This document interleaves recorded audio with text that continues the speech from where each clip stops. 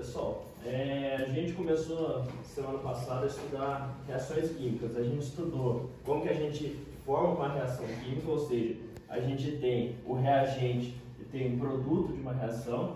A gente estudou como que balanceia uma reação química e também a gente estudou reações de dupla troca.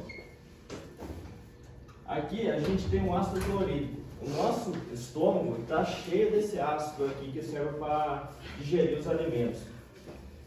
Então imagina que você está lá com muita fome, come aquele pastelzão, aí o ácido no seu estômago começa a subir. Aí na hora que ele sobe e chega até o esôfago, dá aquela azia no seu corpo. Para neutralizar, a gente toma um negócio chamado de leite de magnésio. É uma base que quando ela se liga com o ácido, a gente acaba neutralizando o excesso de ácido no estômago e acaba com a sensação de azia.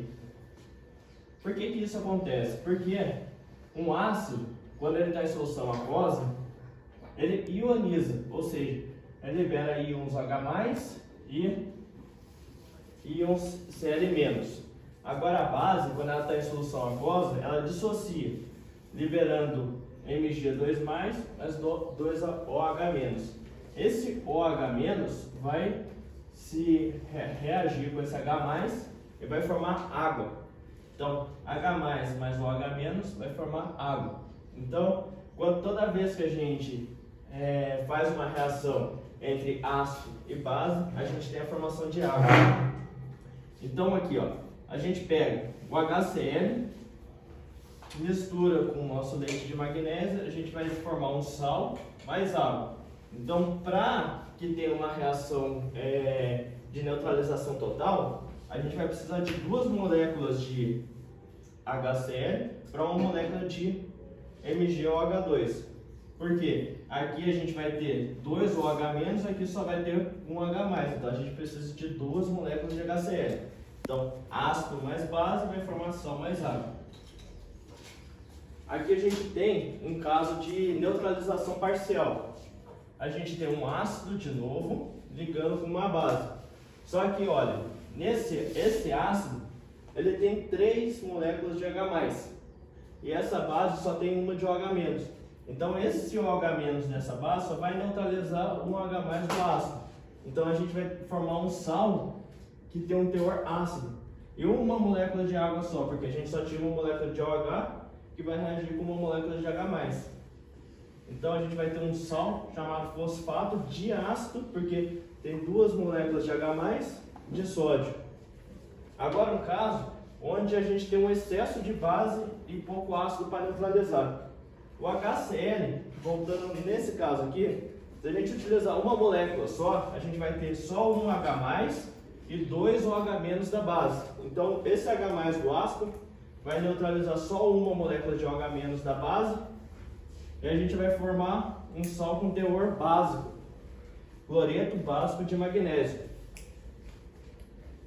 E também a gente pode neutralizar tanto um ácido quanto uma base utilizando o óxido. Aqui, ó, se a gente pegar o ácido e ligar com uma base, a gente vai formar sal mais água. Só que se a gente pegar o óxido correspondente a essa base aqui, a gente vai conseguir fazer a neutralização do mesmo jeito. A única diferença é a quantidade de moléculas de água que vão se formar. Lembra que quando a gente estudou óxidos, o óxido nada mais é do que uma base sem a molécula de água. Se a gente tira uma molécula de água da base, a gente vai ter o óxido correspondente. Então, tanto faz a gente utilizar a base para neutralizar o ácido, quanto o óxido correspondente da base para neutralizar. A única diferença vai ser a quantidade de moléculas de água que vai ser formada. Aqui, a gente utiliza o ácido para neutralizar a base. A gente vai ter formação de 2 moléculas de água. Agora, se a gente tira uma molécula de água desse ácido, a gente vai ter o óxido correspondente. Então, esse óxido correspondente, reagindo com a mesma base, vai formar o mesmo sal, só que uma molécula de água em vez de 2. Então, como a gente viu, o óxido ele é o ácido menos uma molécula de água. Então, tanto faz a gente utilizar um quanto o outro. Então, a gente pode ter uma neutralização total, que é quando todas as moléculas de H+ reagem com todas as moléculas de OH-. E a gente pode ter uma parcial, que é quando ou a gente neutraliza parcialmente o ácido ou quando a gente neutraliza parcialmente a base. E também a gente pode utilizar os óxidos correspondentes à base quanto ao ácido para neutralizar. Aqui a gente está falando quando a gente joga cal no solo, porque lembra que a chuva ácida ela é formada pelo ácido sulfúrico. Esse ácido sulfúrico, quando ele cai no solo, ele deixa o solo muito ácido. A gente precisa da base para conseguir fazer a plantação de novo. Pessoal, tudo bem?